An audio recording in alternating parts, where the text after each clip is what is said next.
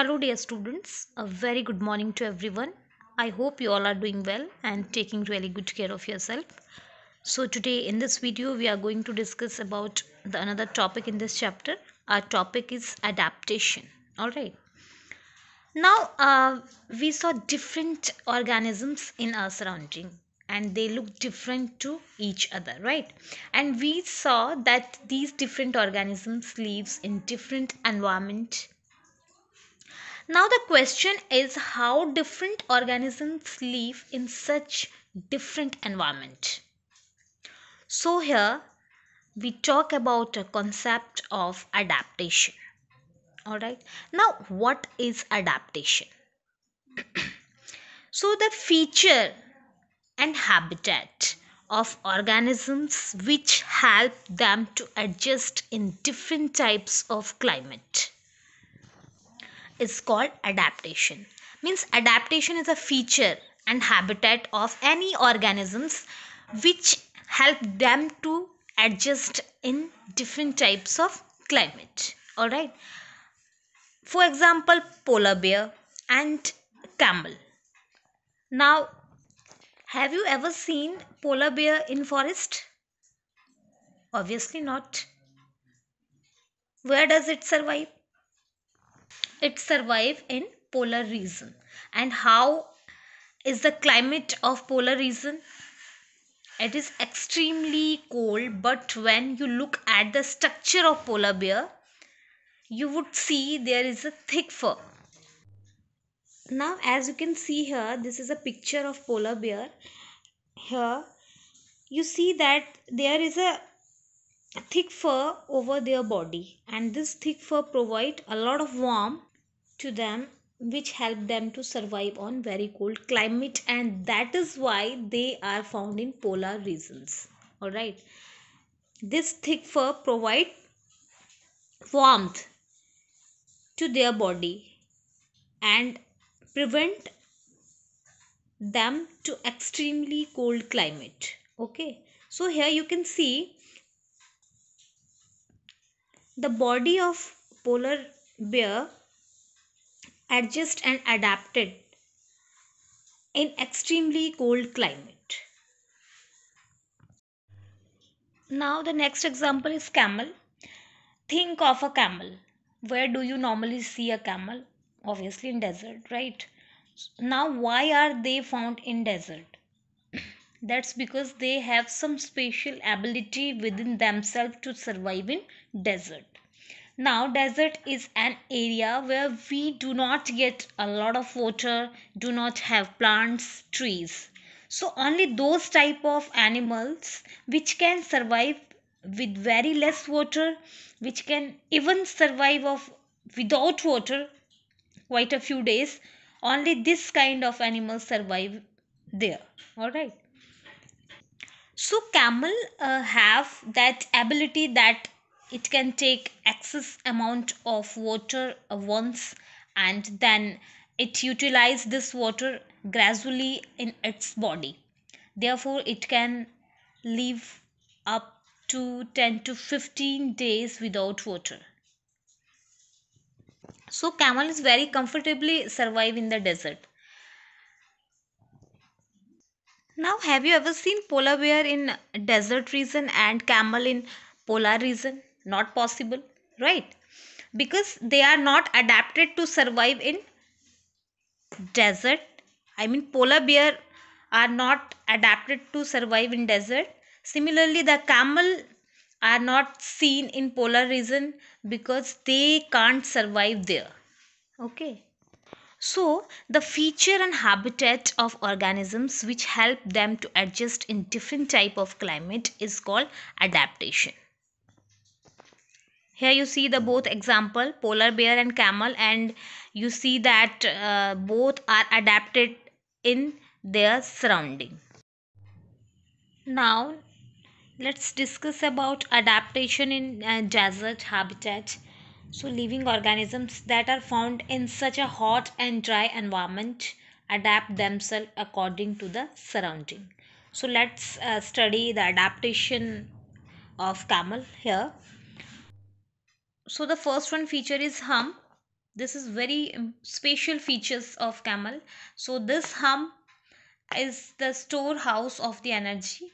So it store energy in the form of fat, and whenever if there is a scarcity of food, this fat which are stored in the hump provide energy to the camel. As you can see here, this is a picture of camel, and this is a hump. So camels store fat in their hump. The fat can be metabolized for energy whenever required. Next one is they have long eyelashes. It prevents sand into their eyes, because when the wind blows, the sand move one place to another, and if camel have not long eyelashes, sand can enter his eyes, right? So there is a natural adjustment in his eyes, or a natural adaptation we can say. So these long eyelashes prevent the sand particles entering into their eyes. Okay. Now the nostril, it can close its nostril, so sand does not enter camel's nose. Camels also have a thick coat, and you know that in desert during the daytime extremely hot, and during night it is extremely cold, right? So these animals also prevent itself from cold. So thick coat over his body provide warmth at nights, and it also help the camel to sweat less. And camel have large feet. Now if we try to walk over sand, this is very difficult, right? Means we do not walk comfortably on the sand, right? Now if we look at camel, their feet is very large. Its feet have thick pads, okay, so they can very comfortably move over the sand. And the most important feature is these animals have to ability to conserve water, means it can take huge amount of water, approximate 45 or 46 liter water at a time.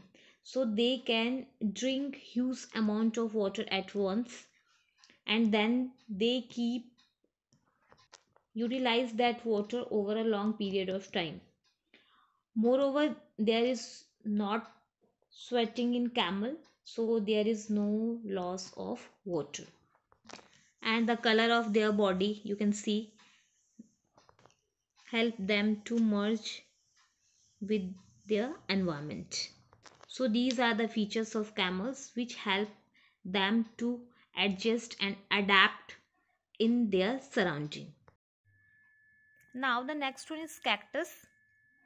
Cactus plants seen in desert, they are also adjusted in certain ways. For example, minimum loss through transpiration. Now here the word transpiration. What is the meaning of transpiration? Transpiration, if we talk about in a normal plants, transpiration means loss of water. So transpiration means loss of water through stomata.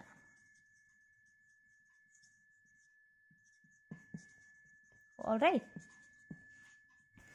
If we talk about in a normal plants, so transpiration means loss of water through stomata. What is stomata? Stomata is a tiny pores on the leaves.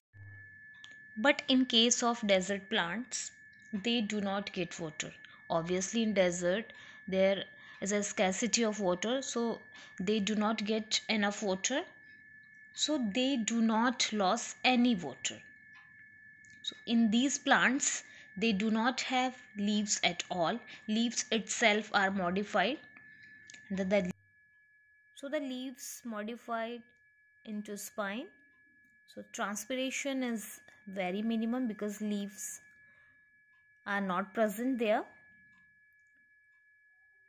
So that's why the water loss is very less. And On some of desert plant, if they have leaves, the size of the leaves are very small. Now the leaf size is very small, the number of stomata also be less. Therefore, the water loss through stomata would be less. Alright. Next one is water storage. So now in these plants there is certain part of the plants which help to store water. For example, stem. Stems are covered with a thick waxy layer which help to retain water. Some plants store water in their leaves or roots. So different parts of plants store to water as well, and which is not true for a normal plant. And here spine is present in this plant which help them to protection and reduce water loss. Desert plant also have long root, so these roots can go deep under the soil in search of water, because in desert area of water table is very low, so that's why the root goes deep under the soil to get water. Now animal which survive in desert, what they do? They hibernate during extreme temperature. Now what is the meaning of hibernate? Hibernate means it is a term giving for long sleep. Long sleep. Alright. So long sleep during unfavorable conditions. So when an organism sleep for long time, obviously the need of energy for his body is also less, right? Now let's take an example. Have you ever noticed sometime when you have doing a lots of work of activity? So if you are doing a lot of activities in a day, what happens? You get tired, right? Your body need more energy. You need more food to give energy to the body. Now let's say that you are not doing anything entire day. In that case, you do not feel hungry, right? Because your body did not lose energy. So the same thing is true for these animals. Now these animals do not have enough food and water around them. So what do? When the temperature are extreme, they go for long sleep for several months. So those several months they need less water, less food, because they sleeping all the time.